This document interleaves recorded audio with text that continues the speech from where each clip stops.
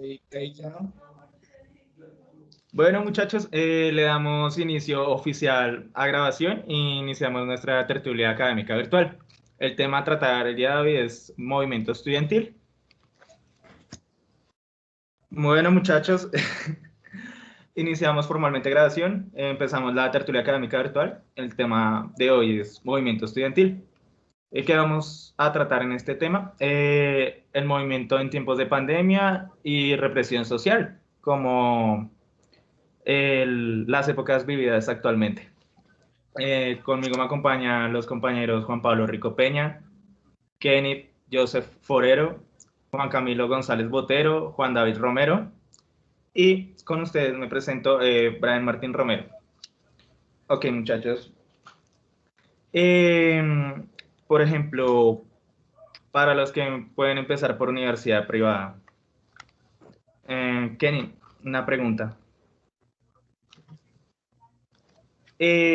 Su merced, ¿cómo toma las épocas actuales con el paro del 28 de abril y la movilización respecto a la reforma tributaria y la reforma a la salud? Pues Brian, ¿cómo comenzar? Y en ese sentido, pues realmente desde la propia universidad, eh, pues se puede decir que el pensamiento general es el mismo, ¿no? En este punto no hay color y pues usualmente en cada una de las marchas tampoco es que haya color o ideal político que separe, digámoslo así, a las universidades privadas de las públicas.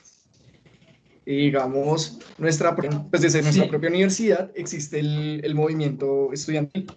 Entonces, digamos que hablando en ese sentido, pues se toma de una manera positiva que haya un paro, sobre todo por las inconformidades que hay y pues teniendo en cuenta también la coyuntura actual, que pues es bastante grave, obviamente, porque pues en la universidad trabaja más que nada la clase media y pues digámoslo así, trabaja no si no estudia. Digámoslo así, en este aspecto, pues prácticamente esta reforma tiene. Y pues digamos que por ese aspecto es que la universidad, bueno, más que la universidad, los propios estudiantes tomamos acción, pues digamos, positiva. Y Ok, bueno, entonces, Juan David, qué pena. ¿Tú qué opinas desde el punto de vista de un estudiante de la Nacional respecto al movimiento estudiantil en tiempos de pandemia? ¿Cómo se ha venido desarrollando? Pues todo es bastante complejo, pues digamos ahorita, pues el año pasado hubo movilizaciones con otros tintes, ¿no? Como que las banderas de la movilización, pues de lo que pasó como, pues más que nada me acuerdo, pues me refiero a lo que pasó con el asesinato de Javier Ordóñez, pues era como una connotación diferente, ¿no? Pero digamos este año, como pues, respecto a la reforma tributaria y todo eso, siendo que es como un problema tan transversal y que atraviesa pues a tantas personas, a tantos sectores, como que desde el estudiantado ha sido algo complejo llevar esto, como llevar la bandera, porque siempre haya sido así, pues, casi siempre antes de pandemia, prácticamente los paros los llevan a cabo por los estudiantes. Pero pues ahorita no es así y como que, pues, o sea, también es como bacano, como que la gente se ha dado cuenta de que el, pues el paro no es del estudiante, sino que pues el paro se ejerce desde el pueblo, desde el popular. Y como que, pues eso, ¿no? O sea, como que pues básicamente desde la academia ha sido como muy complicado articularse en torno a esto. Es como, si no, no hay como un consenso tan consistente, más que nada pues yo creo debido a la virtualidad, como que ha impedido el diálogo y pues el debate más que nada. Es verdad, y se llevan ejerciendo el movimiento estudiantil fuertemente ya 3 años, ¿no? Desde 2018. Sí, claro, claro, o sea, para el 2018 fue una vaina gigantesca, el 2019, el segundo semestre, también se consiguieron vainas bacanas ahí, pero pues ahorita como que parar la academia sí queda como de para arriba, ¿no? Y como que la contundencia que tenga, pues la contundencia a nivel social y económico que tenga el paro en la academia, pues no es tan trascendental, no incide tanto en el espectro político actual, ¿no? Y es como lo complejo ahorita de la situación. Ok, Juan Camilo, eh, ¿qué puede decirme su merced acerca de lo que respecta a la reforma tributaria como tal? Respecto a la reforma tributaria, pues yo he trabajado en el comercio pues, por bastante tiempo, prácticamente como desde los 15 años, y puedo decir que uno de los enemigos fundamentales de la pequeña y mediana empresa en el país es la tributación. ¿Por qué? La tributación en Colombia es muy pesada, nomás el hecho de que una tenga que pagar IVA, ICA, etcétera, el hecho de que el IVA sea actualmente el 19%, pone una carga gigantesca sobre los hombros de las pymes. Aparte de que la supervivencia de la pequeña y la mediana empresa, de por sí ya la tasa de mortalidad en Colombia, una pequeña o mediana empresa rara vez pasa de los 5 años. Imagínense lo que pasaría si esta carga tributaria aumenta. Y más a sabiendas de que, o sea, la medida en que las pymes se puedan sostener es la medida de la salud económica del país. Aparte de eso, vamos a afectar también el consumo, que ya también es limitado de la clase media, que de por sí pues se las ve bastante difíciles pues para poder sobrevivir en las condiciones, con el salario con el que viven más de, bueno, la gran parte de la población, es que incluso en Bogotá, o sea, ni siquiera ignorando la pobreza que se ve en la mayor parte del país, porque lo que pasa es que Colombia es un país muy centralizado. Solo en Bogotá, casi el 50% de la población es considerada pobre, y tengamos en cuenta el umbral de pobreza de la DIAN, que está por debajo del mínimo. Entonces, pues puedo decir que lo peor que se puede hacer ahora es aumentar la carga tributaria. Es muy cierto. De hecho, los índices de informalidad solo en Bogotá son del 49%. Casi nadie tiene como tal un empleo formal o estable. Y hay Entonces, otra cosa también que deberíamos pensar bastante, es que, por ejemplo, digámoslo así, como tal lo que toca Camilo en temas tributarios, el promedio de vida de una empresa a nivel mundial está entre los 7 y los 10 años. En Colombia, como más. Entonces, esto es un reflejo de lo que es el ciclo de vida de una empresa promedio, de una startup. Y pues, hablando en términos empresariales, es increíble que en Colombia solo haya una empresa que pues realmente podamos considerar que tenga el potencial de poder llegar más lejos, que pues es Rappi, ya conocemos el caso. Y, hombre, y que a uno como estudiante le presenten este panorama, pues obviamente merma en la mentalidad de todos. Y pues es un descontento general. Aquí es, pues, estando estudiantes de universidad pública, yo viniendo de universidad privada, Juan Pablo también, bien trascendiendo lo que son los movimientos estudiantiles, también es capaz de causar una fuga de talento impresionante. Y pues creo que los movimientos estudiantiles se preocupan también bastante por esto. Van centrados en ese tema, porque no quieren un país del cual quieran irse, sino en el cual puedan desarrollar sus propias vidas.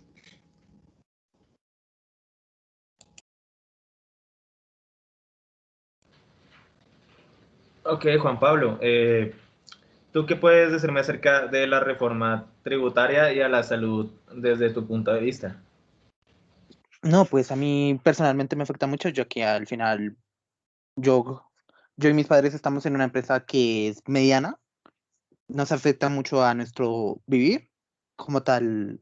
Apenas podemos, apenas como podemos como vivir en este mundo donde mi papá le paga el estudio a mi hermana mayor, que ella también ayuda, que está comenzando a trabajar y que le ha costado mucho, ya que aquí conseguir trabajo es muy difícil. Mi hermana estuvo como año y medio consiguiendo trabajo desde que terminó la universidad, eh, y tiene que pagarle el estudio a mi hermana menor y a mí.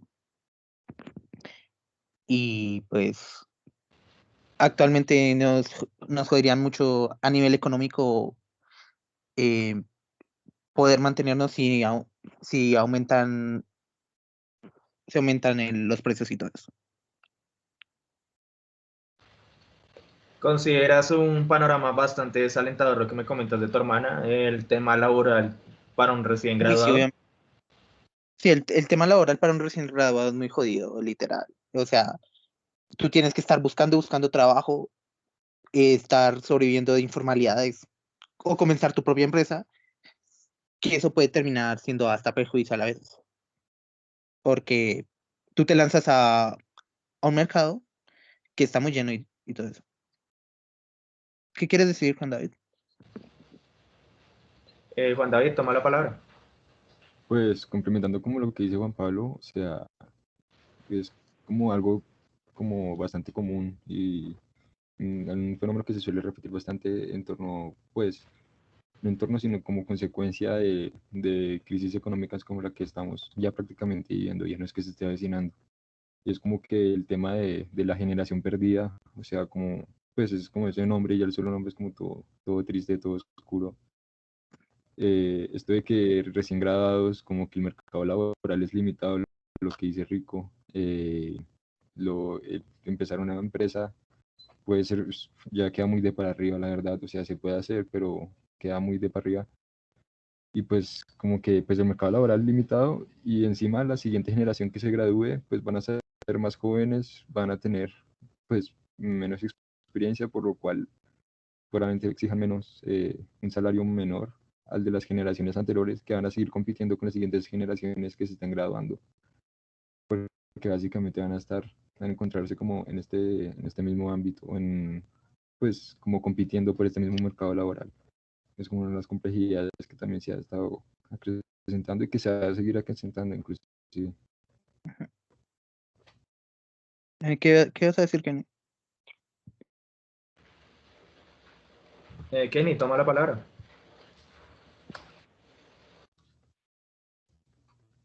¿Estás silenciado?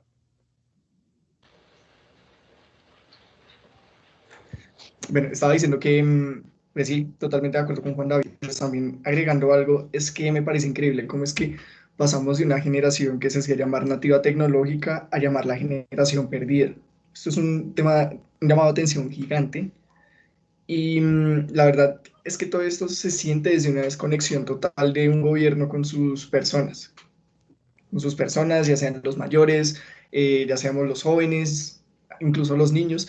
Entonces, a ver, estas desconexiones, pues creo que ahorita se hacen más notorias que nunca, porque pues obviamente siempre ha habido corrupción, siempre pues ha pasado esto, la venta de Isagen con Santos, por ejemplo, siempre ha pasado que el gobierno de turno pues esté desconectado pues, de la realidad de su país, pero creo que esta vez las cosas sobrepasan el límite y más porque es un presidente que no está preparado, que no tiene experiencia alguna en cargos públicos, ¿sí? Que de hecho es abogado de profesión, no administra, y no ha administrado que su mayor cargo había sido ser senador y ni siquiera pues era líder de su bancada, sino pues era un senador más del montón, digámoslo así, y pues de nada pues llegó a ser. Entonces, las carencias administrativas del presidente se hacen visibles acá. Y pues bueno, aquí como sergistas que somos Juan Pablo y yo,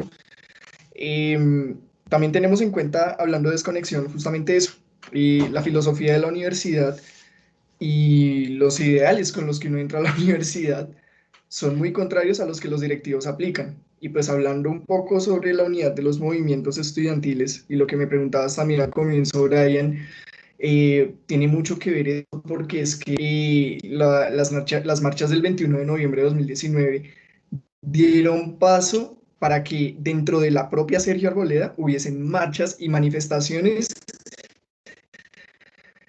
en que las está cometiendo la administración, porque el rector, ¿sí? El rector y pues los entes administrativos de la universidad estaban yendo en contra del pensar general de los estudiantes. Y pues, o sea, acá podemos ver un reflejo, claro, del gobierno y pues tampoco es para hablar mal de mi universidad porque realmente es una universidad que enseña muy buenas cosas, es una universidad que ha logrado muy grandes cosas, pero desde el lado administrativo, sobre todo desde que subió Duque, se ha visto un poco el clientelismo, sobre todo con los altos mandos, y es perder el horizonte. Y pues es algo preocupante. algo preocupante porque eso, si se refleja solo en una universidad, en un caso específico, ahora imaginemos en el resto de cosas, ¿no? O sea, las cosas se tienen que llamar como son. Y el clientelismo creo que es otro de los aspectos que afectan gravemente y que no permiten que haya un futuro favorable, porque pues, podemos ser estudiantes comunes y corrientes de la universidad, pero si no estamos ideológicamente a favor de ellos, no vamos a llegar a ningún lado. Y hay que, para el día de mañana, ¿qué? Ok, Kenny, ¿consideraría que esto es un periodo como el gobierno caro de López Michelsen?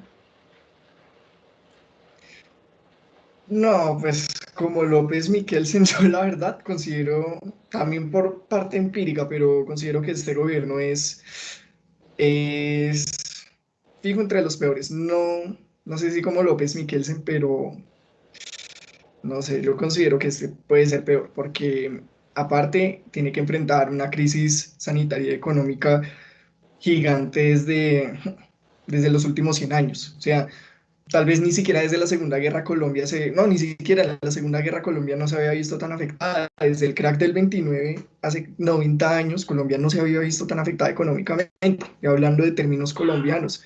Y además de eso, estamos hablando de un personaje que notoriamente es presidente por título y nada más, porque, y no solo hablo de Uribe, sino también de sus ministerios, es notorio que son ellos los que manejan, porque el duque que, por ejemplo, daba clases en la Sergio, es muy distinto al duque presidente, porque por experiencia propia he tenido profesores que han sido estudiantes de él en la universidad y como que cuando lo ven dicen, pero este man qué hace, o sea, las cosas que Duque promulgaba y los propios ideales de Duque cuando era senador, que era supremamente íntegro, que era supremamente correcto, pues en la presidencia se están viendo tirados a la basura.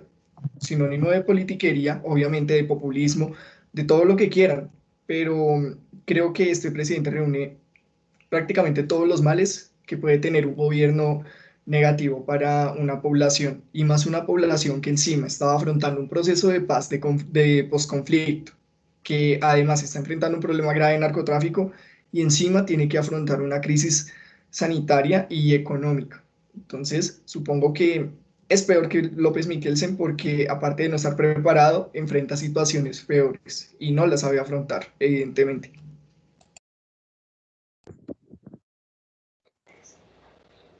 Ok, Juan Camilo, ¿tú qué opinarías respecto al alza en el coste de vida que se viene presentando últimamente, lo que denominaríamos inflación en la canasta básica?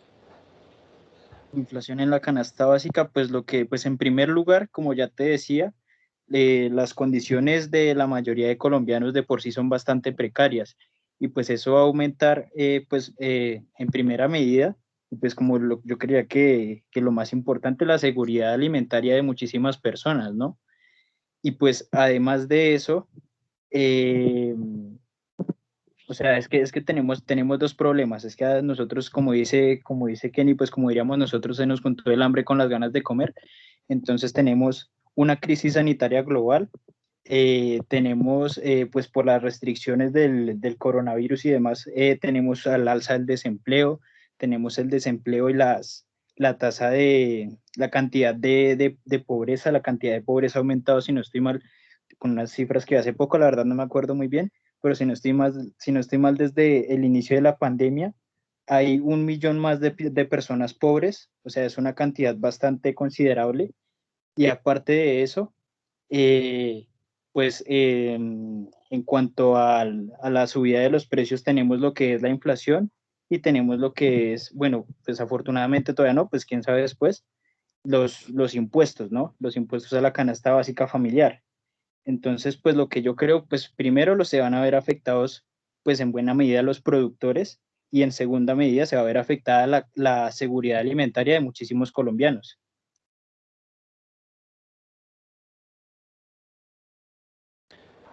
Pues claro, en un país en el que la mitad de su población aguanta hambre, si no es que más, divinamente una alza ligera en el coste de vida puede ver afectada la seguridad alimentaria de casi el resto de su población, contando unos pocos que son más beneficiados del país como tal, las 5 familias que siempre han llevado las riendas. Juan Pablo, ¿tienes el micrófono abierto? Sí, dime. Eh, Mi pregunta es, ¿tú consideras que en vez de una reforma tributaria sería mejor una reforma agraria y económica? ¿O la reforma agraria ya es un cuento del pasado? Que no sé qué decirte, estamos en un tiempo muy complicado que hacer una reforma u otra no cambiaría mucho las cosas porque solo sería hacer una parte del problema. Yo considero que, no sé, que estamos en un proceso muy largo como para encontrar una estabilidad en el país.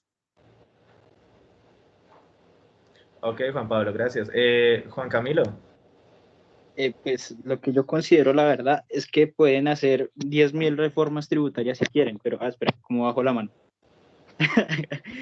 Pueden Ya, ya. hacer 10.000 reformas tributarias si quieren, pero lo que pasa es que siempre y cuando no se resuelva el problema estructural de la administración de los recursos públicos en Colombia, esa plata va a ser plata echada en saco roto. ¿De qué hacemos nosotros subiendo los impuestos? Le puede subir el IVA al 30%. ¿Y de qué hacemos nosotros si nomás, solo en lo legal, ¿no? Solo en lo que nosotros sabemos, digamos, los congresistas, los senadores ganándose millonadas y solo, o sea, solo en lo que se ganan en efectivo, porque tienen 10.000, digamos, ayudas que escoltas y demás, ¿no? Eso suma muchísima plata, solo en eso. Y aparte de eso, en los gastos enormes de corrupción, nomás digamos, en el clientelismo enorme que hay, digamos, a mí me impresiona mucho el clientelismo que hay, digamos, en cuanto a los contratos de infraestructura vial, a mí me impresiona muchísimo. Entonces, pues, lo que pasa es que no tiene sentido hacer una reforma tributaria para recaudar más fondos si todo, pues no tiene, o sea, es que los políticos no tienen llenadero, ¿no? O sea usted puede recaudar 20 billones más y de esos 20 billones se sacan más de la mitad. Entonces, realmente el problema es estructural, hay que primero resolver ese problema que es la corrupción y el gasto ineficiente de los recursos públicos.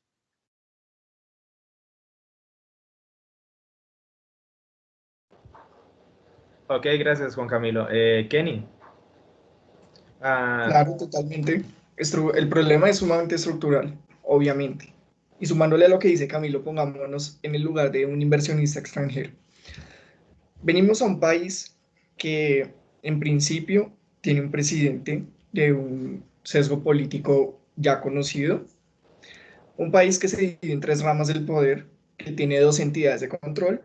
Perfecto, una rama del poder ya tiene un ente político. Tenemos el Senado, que también sigue ese mismo ente político del presidente. Y tenemos los entes de control, que son Contraloría y Procuraduría, y también van de la mano con este ente. Nos queda la rama judicial, y la rama judicial hay una parte que sí lo está y hay una parte que no lo está. Estamos hablando de un presidente que tiene un, ¿cómo decirlo? Tiene una autonomía bastante grande para hacer y deshacer lo que quiera. El riesgo político en Colombia es sumamente alto. Y esto no es solo de este periodo, es de periodos incluso venideros de atrás. A los ojos de un inversionista, el riesgo político es algo sumamente importante, porque no va a meter su plata en un sitio que corre el riesgo de vivir una dictadura, de vivir una falsa democracia, de vivir un golpe de Estado, o estas mismas marchas que representan riesgos políticos para los propios inversionistas. Esto no les conviene.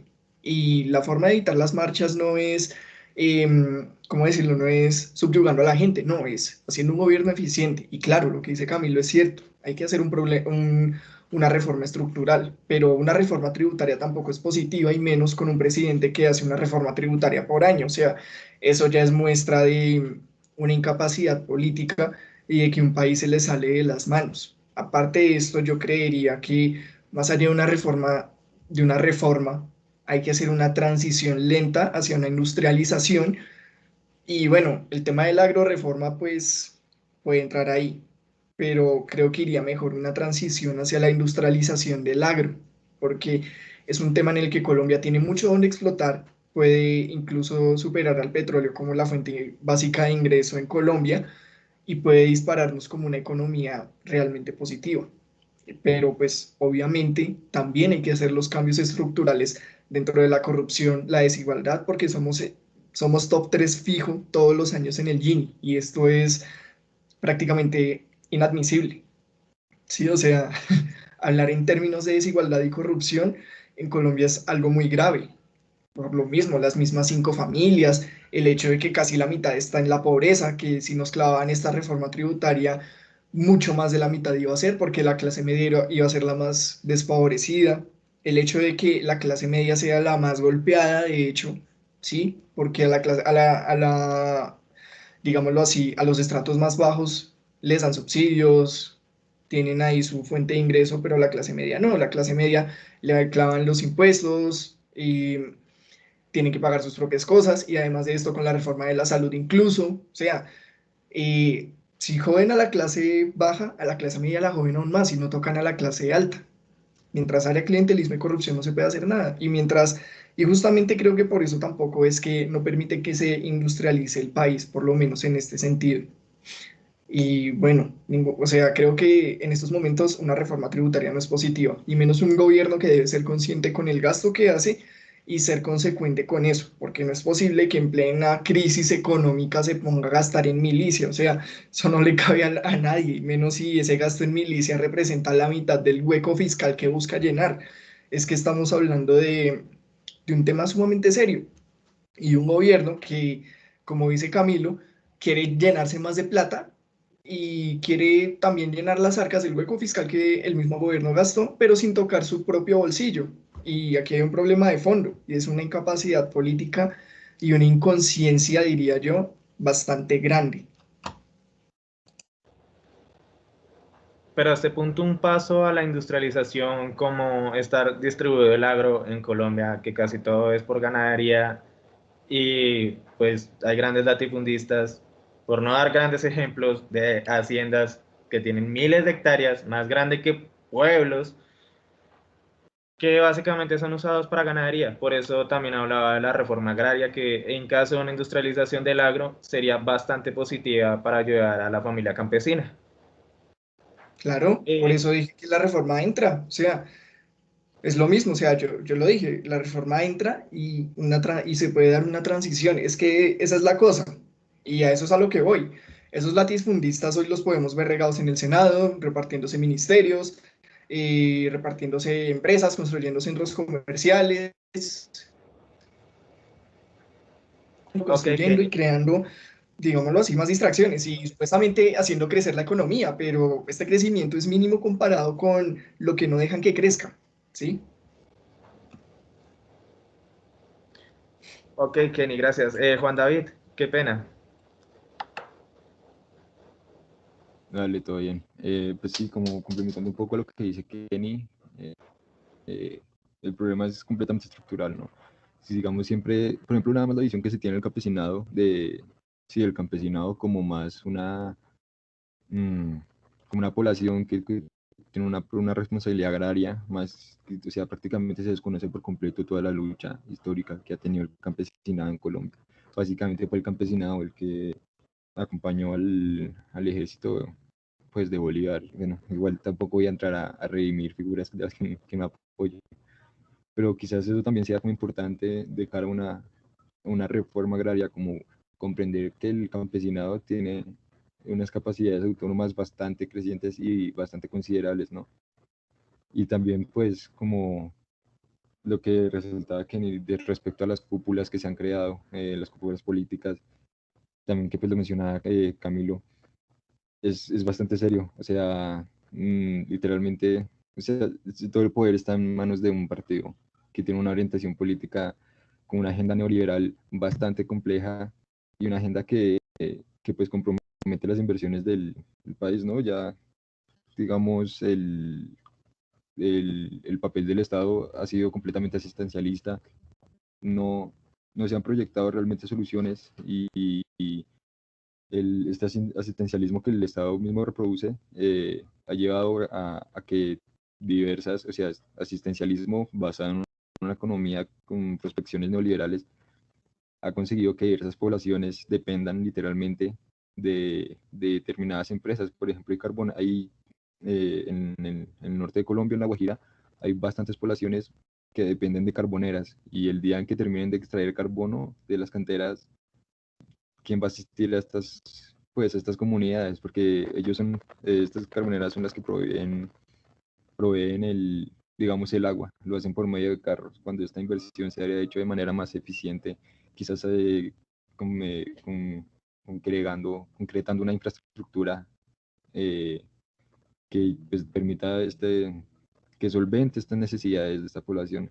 Pero pues no, si el gobierno prefiere darle las posibilidades a la inversión exterior,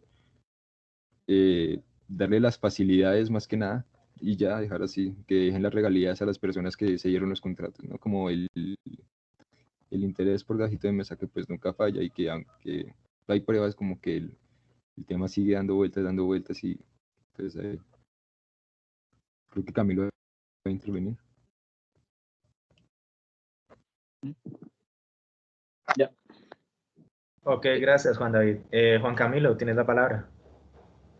Ok, pues bueno, aparte de lo que ya dije que es necesario una reforma pues a nivel administrativo, a nivel político, pues complementando un poco lo que dice Kenny, también es necesario una reforma pues en cuanto a eh, las actividades económicas que mantienen a flote la economía colombiana, porque lo que pasa es que no se habla mucho de eso, pero sí, o sea, nosotros dependemos del petróleo, pero nosotros creemos o no se habla de eso como si fuera un problema inmediato. Y lo que pasa es que nosotros no podemos vivir del petróleo por 20 ni siquiera por 10 años. Es un problema al que nos vamos a enfrentar tal vez en unos 5 años que ya no podamos depender de él. O sea, es algo es un cambio que se tiene que dar a toda velocidad para que la economía no salga lo menos golpeada posible. Entonces yo me pregunto qué hacer ahí. Y pues lo otro también, pues complementando a lo que dice Juara, hay un libro que me gusta mucho, que de hecho se lo recomiendo, se llama Democracia Feroz, de Gustavo Duncan, respecto al clientelismo. Lo que pasa es que aquí así funciona la política, así con las comunidades acá, en vez de, por decirlo así, en vez de enseñarles a pescar, les dan el pescado. Entonces, digamos, la gente se vuelve dependiente pero es que precisamente eso se hace a propósito, porque esa dependencia, esa relación de poder, depende que los mismos se mantengan en esa posición favorable. Entonces, ¿qué pasa? Digamos, los, eh, las personas pueden saber, digamos, que cierta persona es corrupta o que cierta persona no es como lo preferible para el país, pero esa persona dice, pero bueno, este señor me deja trabajar o me da subsidios, etcétera, entonces aún así lo voy a seguir apoyando. Entonces, por eso es que el clientelismo en todos los niveles en Colombia es exacerbado.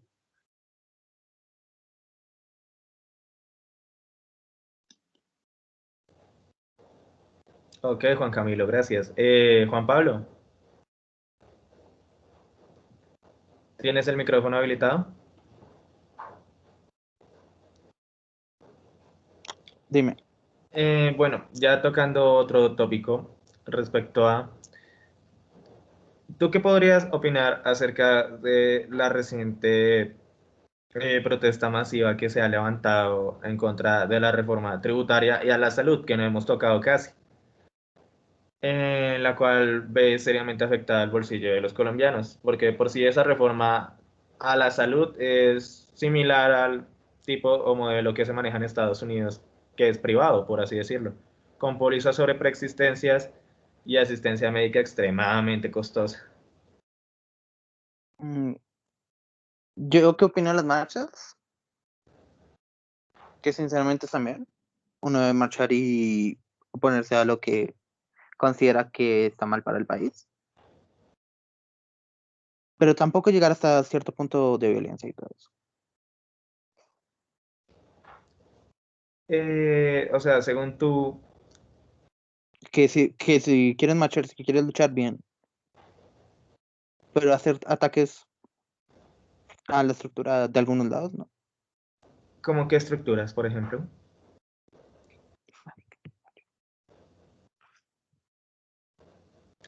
Ok, Juan David, ¿tienes algo que pueda complementar aquí al compañero? Pues sobre las manifestaciones, pues una vaina completamente histórica, como la del año pasado y como el año anterior, como el año que le precedió a ese. Creo que pues un problema considerable es que este país carece bastante de memoria, pero creo que estas marchas, estas manifestaciones han tenido como un ingrediente aparte, y es que se ha cuestionado bastante el poder hegemónico, ¿no? Y como que pues eso se ve reflejado, sobre todo digamos pues en la tumba de estatuas, por ejemplo, que yo creo que es un acto completamente legítimo, cuestionado por la institucionalidad obviamente, pero completamente legítimo. Esto lo empezaron pues los indígenas en Popayán, si no estoy mal, tumbaron la de Belalcázar, luego tumbaron, pues los indígenas me refiero al pueblo Misagui, al pueblo Nasa. Luego fue con la estatua del Alcázar en Cali, por ahí tumbaron un busto, no me acuerdo de quién era, creo. En Pasto también tumbaron la estatua de, no me acuerdo de quién fue, De creo Antonio que fue Nariño. la de Antonio Nariño, sí, esa. Y pues sí, es como, o sea, se ve que como que de manera generalizada se está cuestionando el papel de los héroes patrios y de las grandes figuras históricas que pues, son figuras históricas, pero ¿qué objetivo tienen que estén ellas ahí?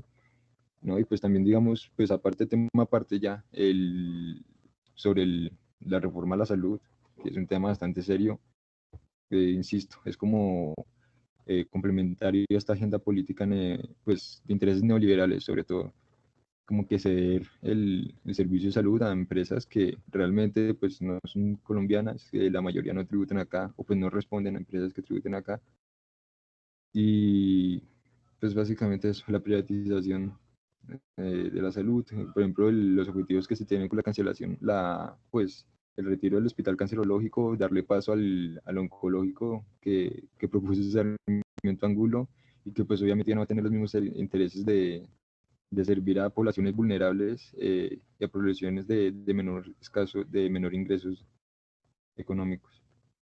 Pues como es lo que pienso al respecto. Creo que quería intervenir. Compañero Kenny, tienes la palabra. Claro, total. Creo que lo que Juan Pablo va respecto a daños estructurales, en primer lugar, es hablar, por ejemplo, de propiedad privada, o sea, de cosas que son de la propia gente, donde se ha visto vandalizado, pues, no sé, el auto de alguien, negocios, ¿sí? Entonces, pues bueno, creo que esto sí debe ser, o sea, que si marchan y se hacen disturbios, creo que lo más prudente sería atacar justamente los ápices donde se concentra pues, el grupo de personas que nos quieren dañar. En ese caso, pues totalmente de acuerdo con las manifestaciones. Y si algo que nos mostró esas manifestaciones que, es que ni siquiera nos escuchan, es solo, pero nos quieren meter cosas por debajo, de las cuales obviamente no se va a hablar bastante. Y aquí es algo que voy a la reforma de la salud. Y es que, a ver, yo estoy de acuerdo con Juan David de que hay que tomar políticas proteccionistas en estos momentos. Eso es lo primero. En lo segundo es que la salud no es un juego. Y, y si el modelo de salud que proponen con esta reforma de la salud es similar al de países de Norteamérica, de Europa, eh, deberían por lo menos ser conscientes que la población tenga la capacidad monetaria de pagar eso. Pero en un país que cada día está volviéndose más pobre, me parece una total estupidez. Así sin ningún reparo. Es una estupidez justamente por eso.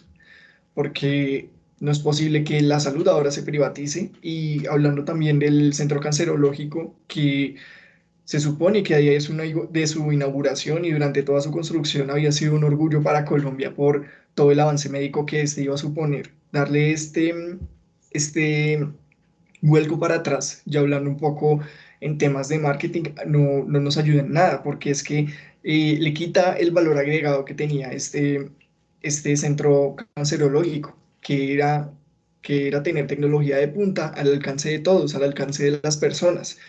Y bueno, aparte de que la población pobre y la clase media son pues, las más grandes y de lejos, la población pobre también es de las más enfermas. Hombre, eh, esto es arrancarle una oportunidad a su propia gente, solo para seguirse haciendo más ricos y más ricos y más ricos.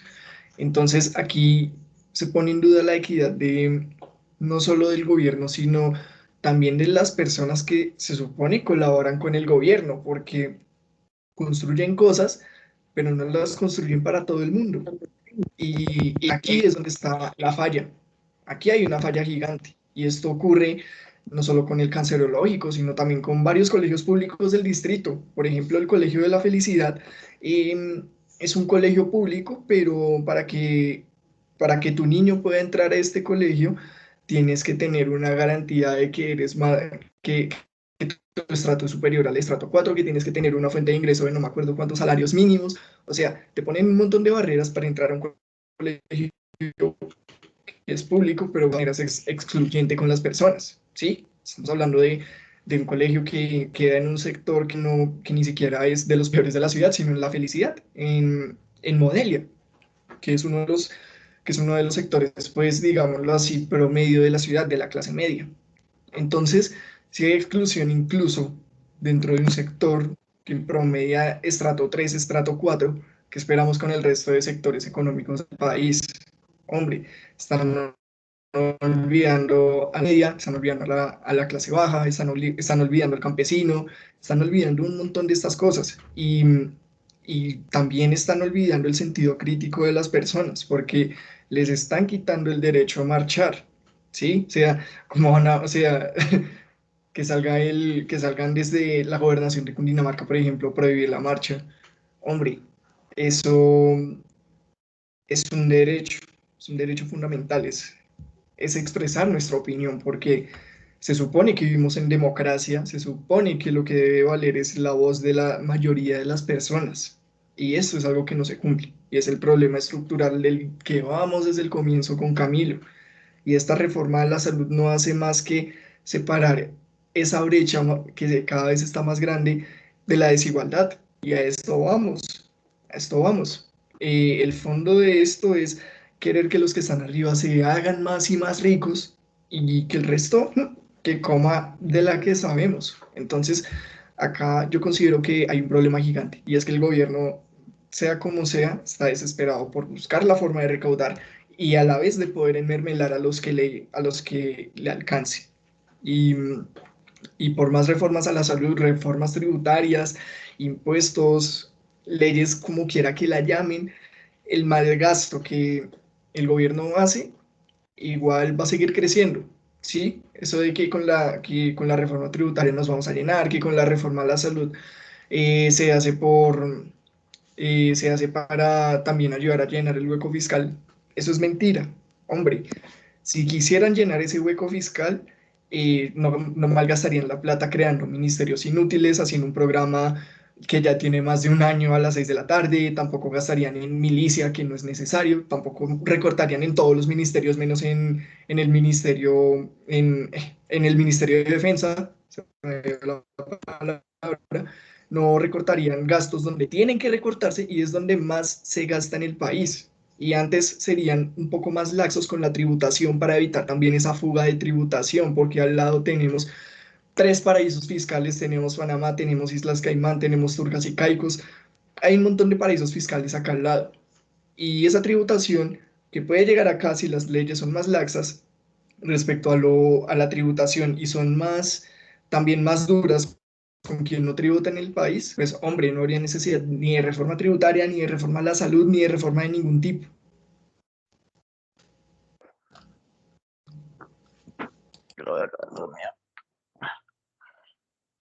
Ok, compañero Juan Camilo, tienes la palabra. Ok, volviendo un poco respecto a lo de la movilización social y pues el vandalismo, pues lo que pasa es que el fin de una protesta, o sea, la razón por la que una protesta funciona es porque logra incomodar. Si, o sea, si nosotros llegáramos y nos paráramos, digamos, una forma de protesta hipotética, digamos que no, todos a cierta hora vamos a salir a la puerta de nuestras casas y vamos a empezar a gritar, por ejemplo.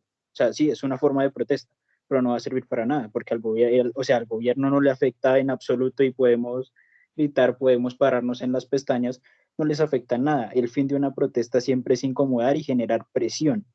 Entonces, ¿qué pasa? Una protesta, pues digamos una marcha, siempre va a empezar pues tomándose las vías, ¿no es así? Entonces, el SMAT tiene la orden, o sea, pues al principio los dejan marchar, pero después de un tiempo ellos tienen la orden de despejar las vías, o sea, es inevitable una confrontación violenta, porque ellos no, o sea, ellos no los van a sacar a punta de abrazos.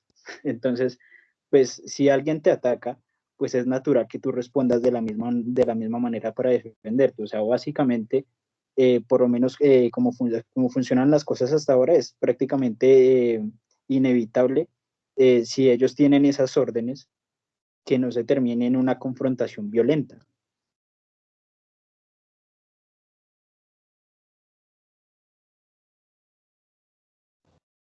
Ok, compañero Camilo.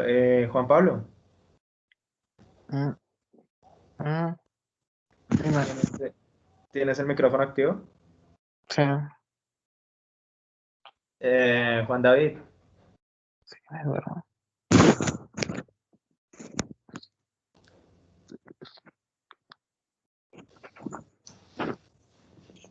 Cuéntame. em, Juan David, ¿te encuentras ahí? Mm, Sí, sí, ya. Se me cayó el... conexión. Ok, tranquilo, Juan David. Juan David, ¿qué tienes que hablar acerca de pues, la violencia presentada en medio de las protestas? Que pues no, hay que tener en cuenta que no solo es de los protestantes, sino también de la policía, de los antidisturbios en general. ¿Cuál sería tu opinión frente a ello?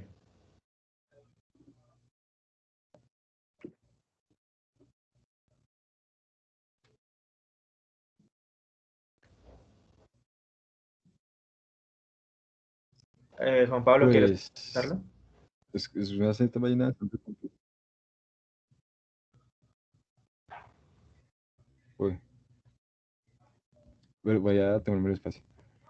Pues de cara, pues digamos a la protesta, creo que, pues bueno, por partes, la violencia ejercida por el ESMAD y por los agentes estatales es, bueno, sistemática en primer lugar. Y ahorita en este momento el ESMAD está operando prácticamente como un grupo paramilitar. No hay ni que generar pelos en la lengua para decirlo. Independiente de lo que diga Claudia López, pues no estoy de acuerdo con su agenda política, pero pues no es innegable que el ESMAD está más allá de las capacidades administrativas que tenga Claudia López, ¿no? Como que igual, pues han sido bastante los videos, incluso en las protestas del año pasado con el asesinato de Javier Ordóñez, en el que se ven uniformados primero sin identificaciones en el uniforme y segundo abriendo fuego contra la población, ¿no? En Cali hubo bastantes denuncias de diferentes lugares en los que quitaban la luz y, oye, se acudía nuevamente a este mecanismo pues al mecanismo no, a esta acción, a esta animalada de dispararle a la gente, a personas desarmadas, personas indefensas, ¿no? Y pues esto conlleva pues otro tipo de reacciones, como pues digamos a que los manifestantes, las manifestantes tengan que reaccionar pues de manera violenta, porque pues si te disparan pues tampoco les puedes responder con un abrazo dándoles una chocolatada. Entonces es bastante como por ese lado el asunto. Creo que la acción violenta, pues es la venga que lo dice, la acción violenta no está igual. Si usted la del pueblo buscando libertad, mm, no sé, la interpretación que se pueda tener sobre la libertad puede ser bastante ambigua, inclusive, pero efectivamente la acción violenta ha sido como una forma de responder a estos mecanismos de opresión, como de anteponerse a este tipo de situaciones, como de simplemente no quedarse callados, de no quedarse cruzaditos de brazos, de agachar la cabeza y irse para la casa, porque la policía dijo que ya se acabó la protesta.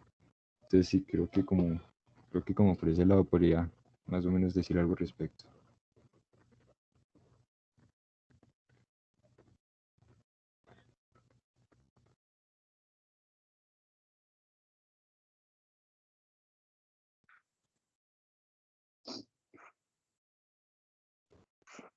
Ok, compañero Juan David, muchas gracias. Compañero Juan Pablo, ¿tienes algo que puedas complementar? Esto es lo que encontré.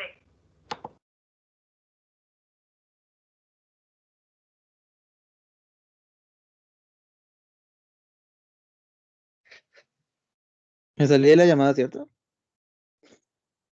Sí. No, compañero Juan Pablo, todavía estás en la llamada. No, hace un momento me acaba de salir, ¿cierto? Ah, ok. Bueno, yo que tengo que complementar que sinceramente concuerdo con el punto de mi compañero Juan Camilo, que en protesta se llega a confrontación, que que el SMAT y la policía están llegando a un punto ya casi, ¿cómo se llama? Como decía mi compañero Juan David, paramilitar, que están tomando un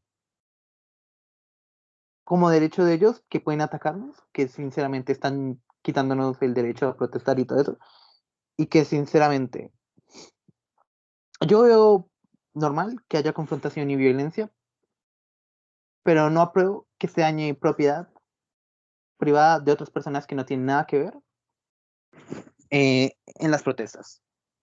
Que dañen sitios públicos del Estado, eso me parece bien, me parece correcto, pero que se dañen cosas de otras personas, la verdad es que no.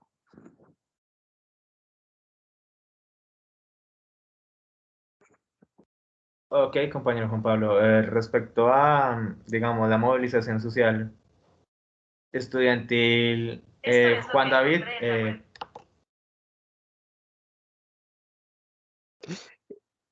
Brian, apaga lo que digo. Juan David, qué pena, tienes la palabra.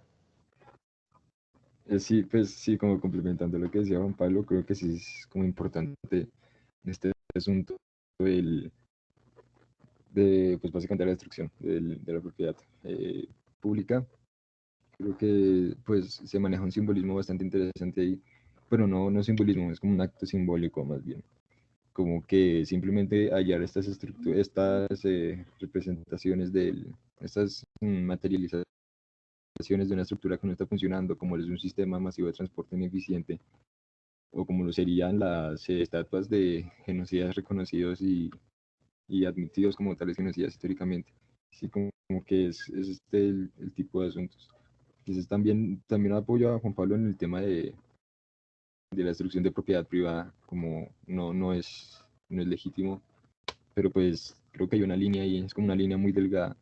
Por ejemplo, el asunto con el saqueo de almacenes de éxito es como una respuesta, ¿no? El año pasado salieron un montón de videos en los que se veía como los precios se inflaban o como los descuentos no aplicaban, pues sencillamente las facturas daban un poquito más de lo que deberían dar y como que no hay una respuesta del, pues hacia el consumidor en ese instante y en ese momento todavía están las denuncias públicas, entonces pues no sé qué puede esperar un almacén de cadena de esta magnitud que además tiene prácticamente pues no prácticamente no, sino que tiene pues aseguradoras que lo Eso respaldan ya no sí, eso ni siquiera frente a ya un pertenece almacén,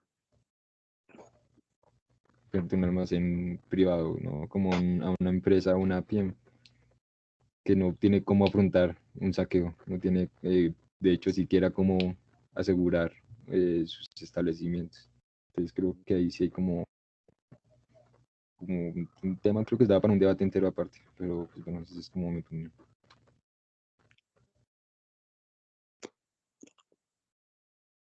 Sí, entiendo, también se ha visto, aparte de eso, en el tema también se ha visto bastante diezmado el movimiento estudiantil desde la pandemia. Compañero Kenny, tienes la palabra. Pues sí, son varias cositas. La primera es que, bueno, digamos que respecto al tema de el robo de almacenes de cadena, ¿sí? O la destrucción de estos, pues creo que también hay un poco de desinformación. ¿Y a qué me refiero? O sea, maravilloso y saquen, destruyan el almacén, hagan lo que quieran, pero hombre, hay que ser conscientes también que el éxito, por ejemplo, no pierde nada, porque el modelo de negocios de ellos no es comprarle a, yo qué sé, comprarle a X empresa su producción y venderla, no. El negocio de éxito es alquilar el espacio para que la marca lo venda, ¿sí? En este punto, pues quien pierde no es éxito, sino pierden, bueno, algunas empresas grandes, pero también hay empresas pequeñas que reeditan mediante éxito y ellas también están perdiendo. Entonces, creo que también hay desinformación en este punto y esto lo conecto con un poco con el tema de las marchas y es que muchas veces la falta de información concreta, ¿sí? De información correcta de las cosas y la falta de organización hacen que muchas veces las manifestaciones no prosperen como se desea, porque, hombre, un paro de un día no hace nada, ¿sí? Manifestarse por un día no va a lograr nada. Lo que hemos visto estos días es fiel reflejo de esto. Le han estado dando a las marchas dele, dele y dele, y de manera, yo no sé si fue coincidencial o no, pero pues estuvo bien. Las marchas comenzaron el día 28 y lograron mantenerse hasta el día 1 de mayo, que usualmente hay marchas. Entonces eso hizo que tomara más fuerza. Entonces aquí a lo que voy es que de pronto atacar sí, pero saber bien cómo se ataca, porque pues, se puede atacarse bien y las consecuencias pueden ser distintas. Sí, por lo menos para mí, desde mi punto de vista, no es lo mismo atacar una estación de Transmilenio que atacar un supermercado de éxito. La estación de Transmilenio les duele, y más si es una estación importante, una estación intermedia o estación cabecera, dígase San Mateo, dígase calle 72, dígase calle 100, aquí se atacan un éxito. Mientras que el éxito no pierde nada, que ataquen una estación importante de Transmilenio los hace perder millones y millones y millones, ¿sí? Hace perder mucho y digamos que los hace reflexionar o caer más en cuenta. Obviamente que la ciudad se les salga de las manos también. Hay muchos aspectos, pero creo que un tema importante es este. Y respecto a la policía, estoy de acuerdo. O sea, la policía perdió prácticamente el horizonte de su propia identidad, porque en su propio escudo se dice Dios y patria. Y parte de la patria no son las personas, quienes se supone que la patria somos nosotros, somos las personas. Y ellos no defienden a quienes deberían defender. Obviamente tienen instrucciones desde arriba y todo lo que quieran, pero el abuso de poder es evidente.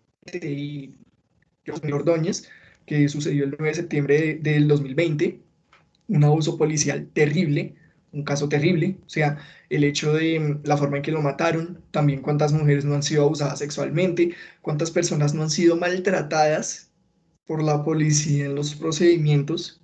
A mi hermano incluso también lo trataron como el peor delincuente en un caso que fue un choque, fue un choque y fue un choque accidental y se lo llevaron en patrulla y lo trataron pues, de lo peor. Entonces acá vemos que no tienen una educación ética y moral dentro de su propia familia, sino que además cuando tienen ese uniforme puesto se creen dueños de las calles.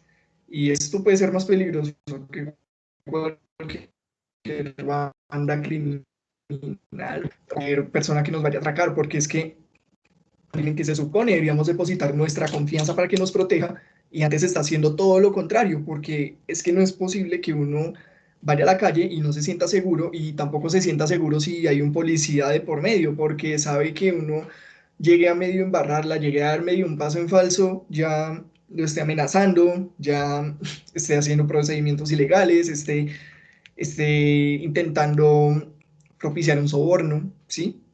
Esté haciendo mal uso del poder que se le confiere, porque es que la labor de la policía es proteger, y creo que esto se ha ido perdiendo bastante, y tal vez sí, se está convirtiendo en un grupo paramilitar, y esto viene desde las épocas del narcotráfico, porque de hecho la policía de Colombia recibe un entrenamiento similar al militar. Entonces, hay un problema muy grave también con la policía, y el hecho de que no se la reforme me parece grave, me parece muy grave porque mientras la policía siga llena de corrupción, siga llena de abusos de poder, siga tan podrida como lo está, las marchas nunca van a llevar un horizonte donde sea inevitable la confrontación que dice Camilo. Entonces, ahí hacia donde disparamos. Entonces, supongo que todo esto a lo que vamos es que hay que hacer un cambio estructural gigante, tanto en las instituciones públicas como en como en el riesgo político que hay en el país, incluso también estructural en los movimientos sindicales, en los movimientos que protestan, porque muchas veces no hay orden y a la primera untada de mermelada se retiran. Creo que los más conscientes de ellos son los movimientos estudiantiles, porque acá nos unimos todas las universidades y no hay división que usted es de privada, que usted es de pública, no, acá todos tenemos el mismo objetivo y es una lucha común donde nosotros, donde el pueblo colombiano realmente tenga oportunidades de un Estado que le garantice una calidad de vida óptima y no pues mire a ver cómo sobrevivo.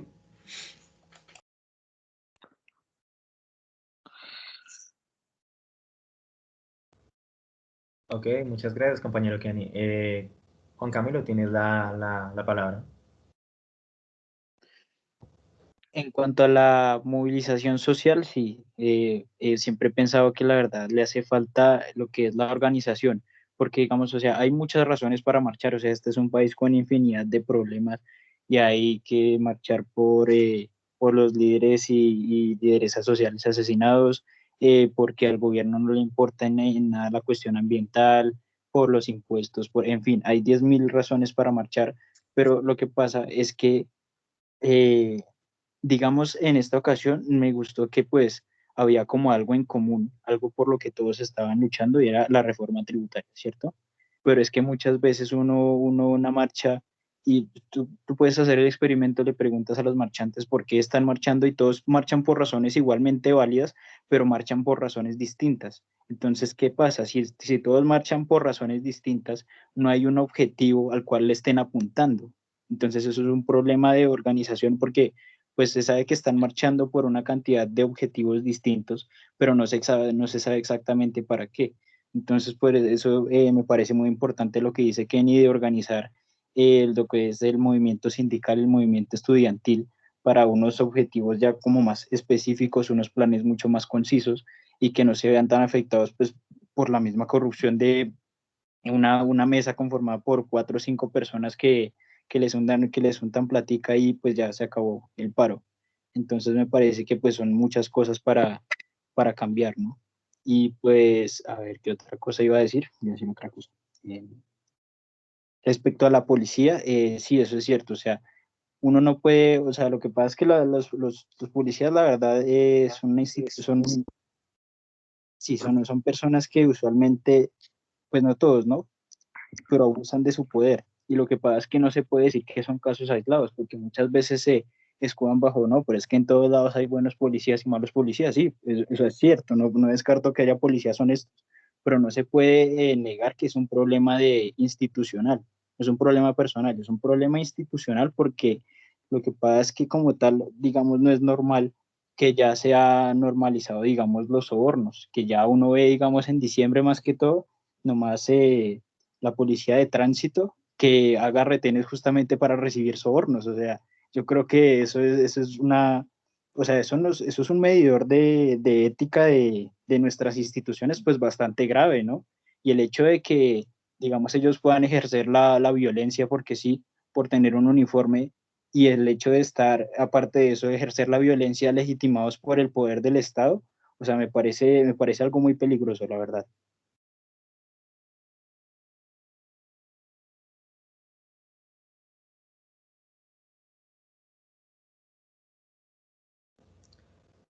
Ok, compañero Juan Camilo, muchas gracias. Bueno, ya como se venía previsto en el cronograma, damos por cerrada la tertulia académica del día de hoy. Muchas gracias a todos nuestros participantes, a todos nuestros invitados. Eh, Espero que nos acompañen en una próxima presentación. Bueno, entonces, para cerrar la oportunidad de hoy, cabe decir que en serio agradezco mucho la participación de ustedes, compañeros de diferentes puntos, tanto del sector laboral como el estudiantil. Entonces, bueno, sin más que agregar, Tengan todos una muy buena noche.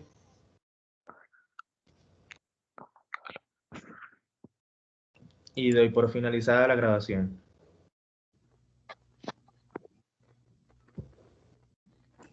Puto el que me oiga.